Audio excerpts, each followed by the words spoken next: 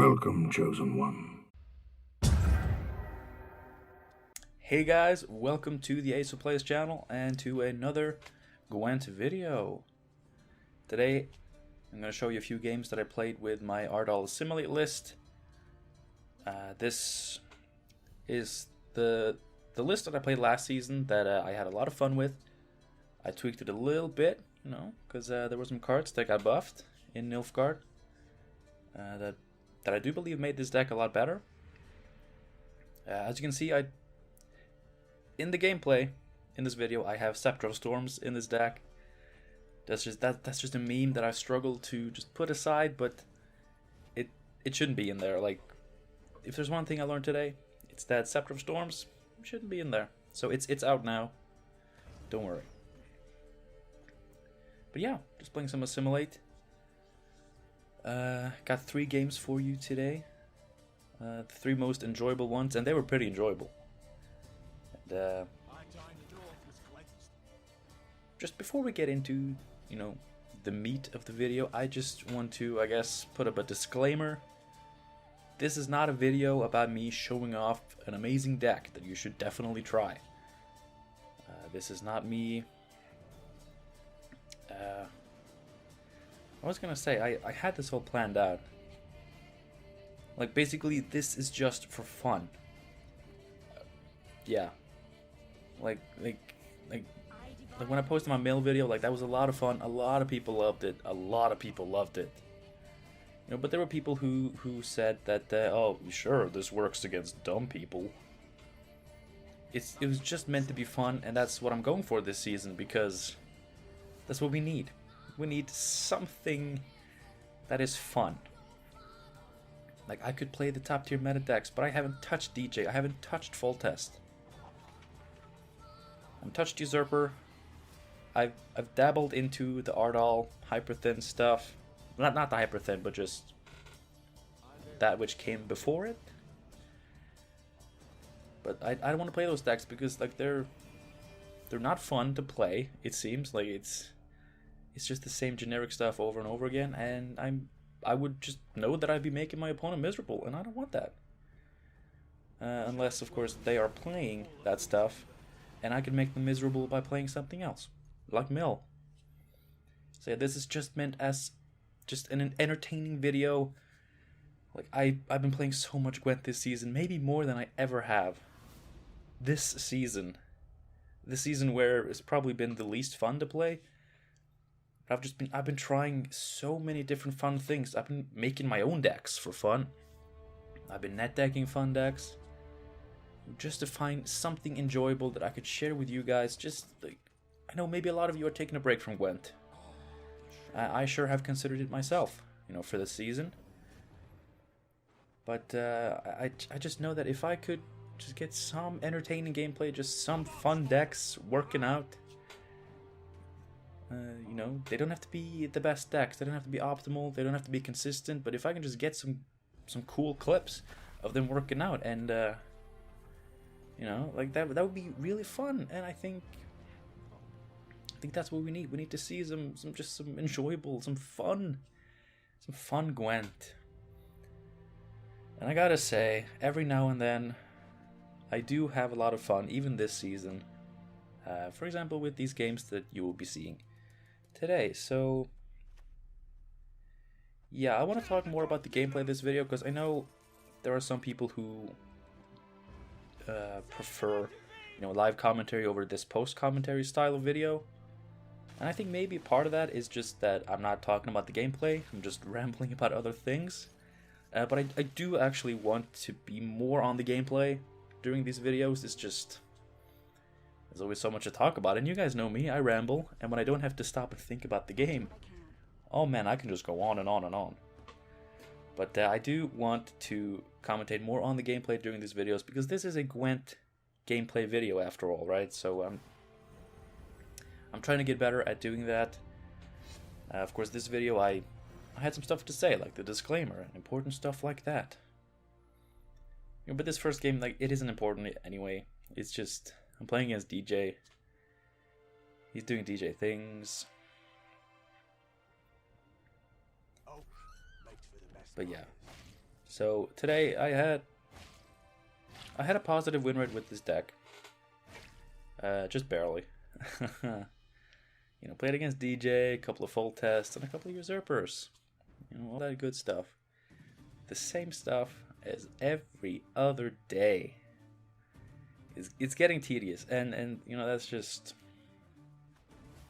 It is what it is, as Freddy Babes says all the time in his videos. Well, it is what it is. He doesn't have that sort of a British accent, but...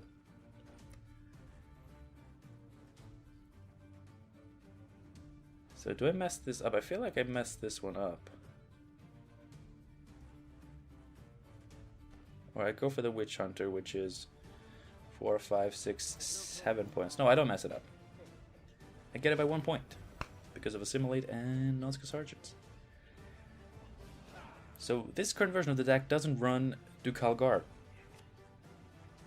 Because I wanted to only run 3 different bronze units so that Vigo will always give us a Duchess's Informant. And, you know, because in the past, like, whenever he bricked, it was so bad. He gives you a shitty amount of points, and sure, he puts an engine on the board, but it dies. 1 strength engines, they die. So I cut the Ducal Guards. Nausicaa Sergeants are just better, and I think that says something about Ducal Guard needing a buff, because in a pure Assimilate deck, this is such a pure Assimilate deck. It even runs Scepter of Storms, goddammit. But Nausicaa Sergeant is still better. There are still more cards that trigger Nausicaa Sergeant than Ducal Guard. And they're both 4 for 4 that boost themselves. So, Ducal Guard got cut. In a pure Assimilate deck, Ducal Guard got cut because Nausicaa Sergeant was better. Just think about that. Buff Ducal Guard. CDPR, please. He's so cool. He's nice. I love him.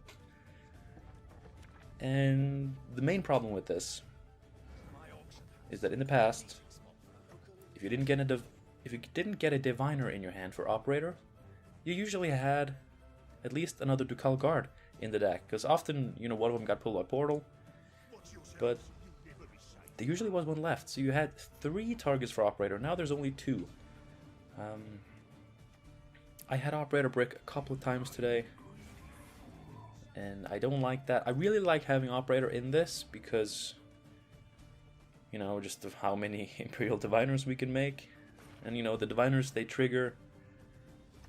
Like, they trigger Assimilate when you create them, but they also... They have deployability, so they trigger Nausicaa Sergeants.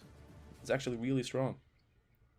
And, of course, in a matchup like this, I love playing this deck against Bounty. Because we have so many Purifies. And they're cards we want to play anyway, so it's not like we lose anything by having to Purify. We just Purify. And he forfeits. So that's actually the main reason I wanted to play Assimilate today, is because I'm so sick of Bounty. I get so wrecked by Bounty all the time. Because, you know, they just set up the bounties and then you will Persodi. Nerf it, please. CDPR, come on, nerf it. Please. Anyway. This is Usurper. And, you know, Usurper, he's a piece of trash. You know, he shuts off our ability. Luckily, our ability is, I mean, it's just a control tool. A lot of points. Ardal, by the way, seizes for 5 in this version of the deck because so many of the control-y tactics are better. It's so sick. But yeah, he's denying us points. He's denying us some control elements by shutting off our leader. But, I mean, our general game plan is still the same. And we have 6 more provisions. So yeah, I'm running Hefty Helga in this version of the deck because, like I said, Ardal seizes for 5, which means we have 8 tactics. Hefty Helga only needs you to play 1 to be an 8 for 8 that has dealt 4 damage, and then everything beyond that is insane. But I'm thinking about cutting it just because, like,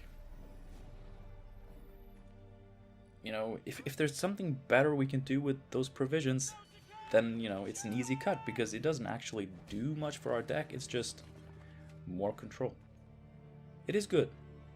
Like I said, we run 8 tactics, And you really only need to play one for Hefty Helga to be an 8 for 8. And it's an engine, it has a shield, it is a pretty good card, so maybe I'm just gonna keep it in, I don't know.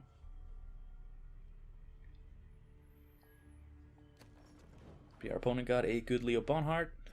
We are fine with that because,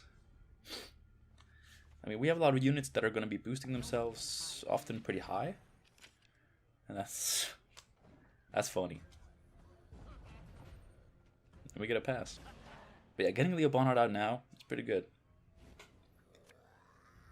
Because there was a match I played today, I think it was against another Usurper, where he got a lot bigger Leo Bonhart in round 3. So it's always nice to get that out of him.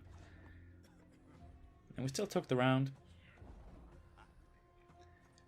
Now, maybe I shouldn't have passed because, you know, this could be Dragon Stream Usurper, and you don't want to play a long round against that stuff. But, you know, I'm brave. Like, when I play this deck, I am brave. I like going into long rounds against things I shouldn't go into long rounds with, and just try to take them on with pure power. I think Dragon Stream would have been too much. Probably. Because that is so sick. It's actually very sick. So, Operator. Easy disrupt on the Magna Division. That's one of my favorite plays to do. Like when people play Magna Division and I either Operator onto that row or put a Informant on the row and then take a Magna Division for myself. It's pretty funny. So there's Dodric, and we don't have any control cards in our hand. Not that any of them would have actually been able to successfully kill it, because it has an adjacent unit. And that was a pretty bad bribery. But I'm setting that Dodric up for, you know, removal. Because we have Triss Telekinesis, which will very consistently give us removal, if nothing else.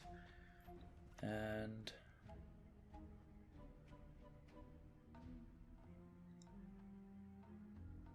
I probably should have focused on killing the Dodric. Like, to be honest, I think that would have been the correct play. Because Usurper does a lot of stuff with Dodric. Oh, because he plays so many shitty cards and he's just cycling through them. I mean, my idea was that maybe the Frost would hit it down to 2 and then I could steal it, but that's a shitty plan. I should have just, you know, telekinesis and tried to kill it. That honestly, that would have been the better play. And the fact that I still don't do it, I mean, this is pure greed. This is pure greed, what you're seeing here. Because I'm refusing to play Triss Telekinesis until I have as many Assimilate engines on the board as I can. Just for the maximum points. But, you know, honestly, it's not. I don't think that is worth it. Like, that Dodric, I could have killed it on, like, the second turn it was out. My opponent could have been stuck with a bad hand. So, yeah, I should have just tried to kill it. I mean, Triss Telekinesis, like, got 2 cards in the deck that could kill it. Our opponent is probably running the same cards, so their card pool wouldn't disrupt it. We would have just killed it. Like I want to say 100% guaranteed, but maybe. I mean, it's a Shoop deck, so like they usually run like Northern Wind, and that's another card that would have killed it. I mean, we should have just killed it. I mean, there it dies, but it's probably too late. Because he has